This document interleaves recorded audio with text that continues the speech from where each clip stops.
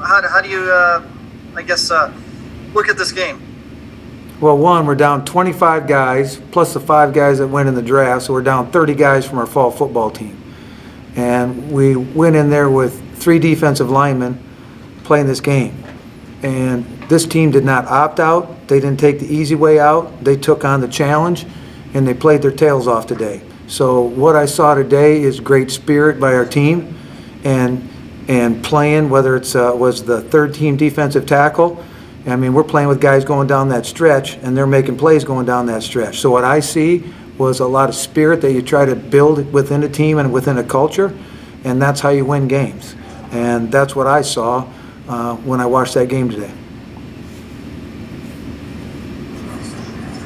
When you watch your offense today, Mark, they got it going in the second half. What did you see transpire with them where they were able to find it late in that game and put some points up? Well, we found in the first half. You go look at the first half, we were running the ball, we owned the line of scrimmage, we were pushing, I don't know if own is the right word, but we won the line of scrimmage on both sides. Without that kickoff return, we were winning the line of scrimmage on defense, we were winning the line of scrimmage on offense. So I don't know what game you were watching, but it was just as good in the first half as it was in the second half, but it was the explosive plays is what showed up. One was a heck of a ball player for him, and then and Wolf did a heck of a job for us along with Quan until we lost Quan. So the explosive plays is what stood out in the second half, but the whole first half was the same intensity. It was just a different part of the game because people were feeling each other out, and we were getting accustomed to what people were doing. But you just saw one of the better games that you'll see. And it's just like when Coach Ince and I said it when we met at the midfield. It's like, you know, you had 2 teams. You play that game in the fall and you play it right now, okay? You had 2 teams. You don't think those 2 teams didn't want to be on that football field today? And you hear what's going on in FCS football and guys not playing and stuff like that. And we both have taken our hits in this process because of the good players, the great players we've had, and the injuries that we've taken, and still go out and play like that. So I compliment Coach Ince and North Dakota State, but you just saw a heck of a football game. Can you wrap your head around the challenge of getting your team ready in about 4.5 months or so to play again? It ain't about 4.5 months. It's what did we learn from this process. When I look back on it, it was South Dakota State, it was Southern Illinois, and these guys, and it's the last series of the game to play, and all 3 of those are top 5 teams right now. And then Missouri State is the other top 5 team. So when this is all said and done, I mean, wrap my head around it. I'm going to deal with this season first and figure out what we need and find a way to try to get them back up to full speed again. And that's probably be different this year than any other year because of the time restraints that we have. So we've already talked about the weight program. We've already talked about the medical program. I mean, the medical side is just as important as the physical side right now. So we've got to deal with that because when you got 25 guys sitting there in street clothes today, we need those 25 guys to get ready to play, just like we need to get back the ones that lost today, and there's only 3 months left to do that. Thanks, Mark. Coach, you mentioned the adversity, the guys going to the NFL in the fall, the fact that, you've got 25 guys in street clothes today. In the end, you still had a shot at the end to beat the number 2 team in the country. Came up a little short, but after a game like that, considering everything you've all been through, what was your message to these guys afterwards? My message is that between January 6th and today we became a football team. That's a football team, and what they did, and when I say you can't.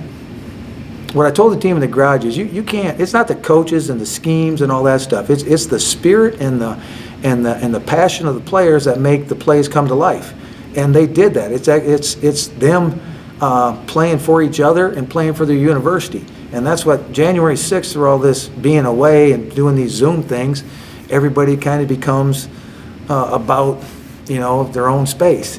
And once you get a team together in a locker room fighting together, that's how you win championships, is as a group of men, not as individuals. So that was my message. We became a football team that can win championships on that field today. And through the progression of January 6th, when we started this to now, we had to build it back up to what we were, and we've probably exceeded that what we were probably last year at this time. It's at the end of that season. It's just that, this is just a whole different makeup right now. So I'm really proud of our team, how they played. I'm really upset that we got beat, but I tell you what, you cannot ask them to play or put a plan together and do what they did. I mean, I'm looking at those defensive coaches, and I'm trying to figure out how we're going to line up enough guys to stop that offense with 3 defensive linemen in pads.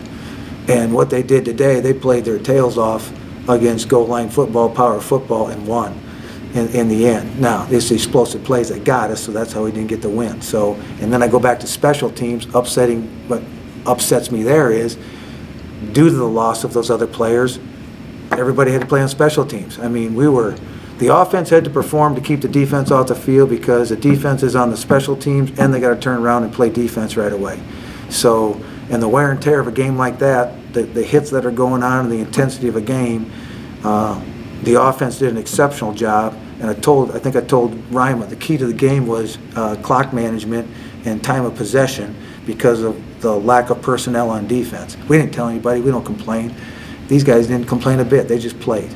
And I look over there, got Bronte, Hoftelling, and Butcher sitting on the sideline. They all started against Western Illinois. And that's halfway through the season. So kudos to them. Wendell, Hayden Amos goes from guard to tackle on Friday, and because we were out of players. But and actually he goes out. I didn't think he'd get on the field, but he did because Christian Boyd had to come out. And I tell you what, that's my message. It was probably said a little bit differently in there, but that's what they were told.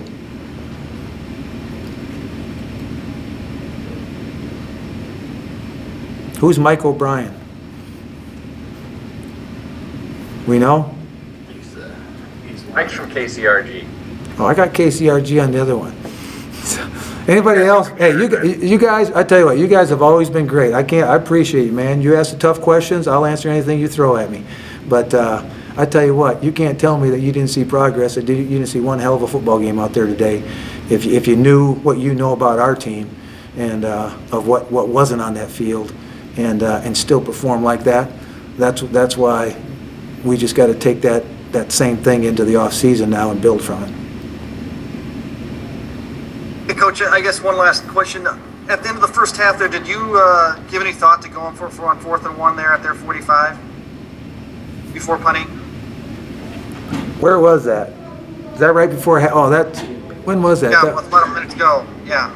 No, because we punted because I was going. We were playing such good defense right there. If I remember the point in the game, it was like a minute 35.